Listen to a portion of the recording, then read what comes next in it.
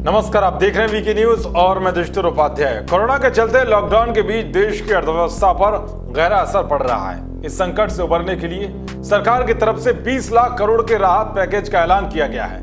देश की अर्थव्यवस्था को इस संकट से उबारने के लिए लगातार कई राहत पैकेजों का ऐलान किया जा रहा है। अब इसी कड़ी में मोदी सरकार एसेंशियल कमोडिटी एक्ट, जो कि 65 साल पुराना कानून है, उसे बदलने की तैयारी कर चुकी है।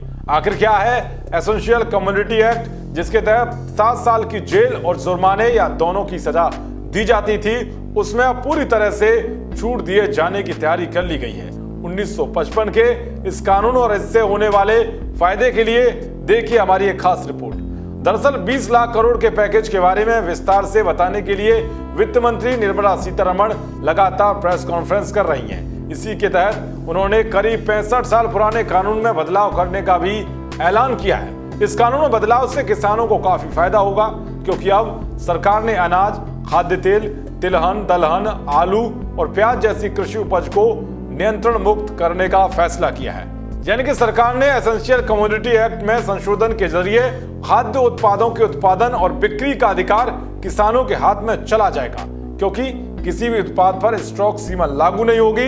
इसका मतलब साफ है कि इन सभी कृषि खाद्य सामग्री पर सरकार का नियंत्रण नहीं रहेगा और किसान अपने हिसाब से मूल्य तय कर आपूर्ति और बिक्री कर सकेंगे। इसके साथ ही वित्त मंत्री ने जानकारी दी है कि सरकार एग्रीकल्चर मार्केटिंग के लिए एक नया कानून लाएगी। इस कानून के तहत किसान अपनी फसल को देश के किसी भी राज्य में अपने मन मुताबिक व्यक्ति को बेच सकेगा।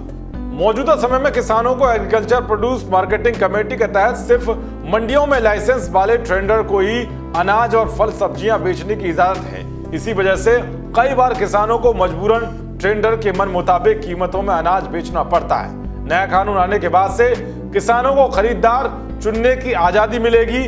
तो वही अब किसानों के लिए एक और बड़ा ऐलान किया गया है। जैसा कि अभी तक देश में परंपरागत तरीके से ही काम चलता आया है, इसे ऐसे समझे कि किसान पहले फसल उगाता है, फिर फसल तैयार होने पर मंडी में बेचता है। अगर फसल तैयार होने से पहले किसी कारण खराब हो गई तो सारा नुकसान किसान को उठाना पड़ता है। लेकिन अब सरकार ऐसी व्यवस्था लाने वाली है जिसमें कंपनियां फसल उगने से पहले ही किसानों से मोल भाव कर लेंगी। फसल तैयार होने के बाद कंपनियां उसी तय कीमत पर फसल खरीद लेंगी।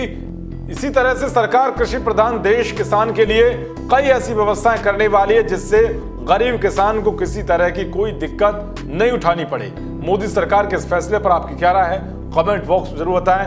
देश और दुनिया की तमाम खबरों को पाने के लिए देखते रहिए वीके न्यूज। जय हिंद, जय भारत।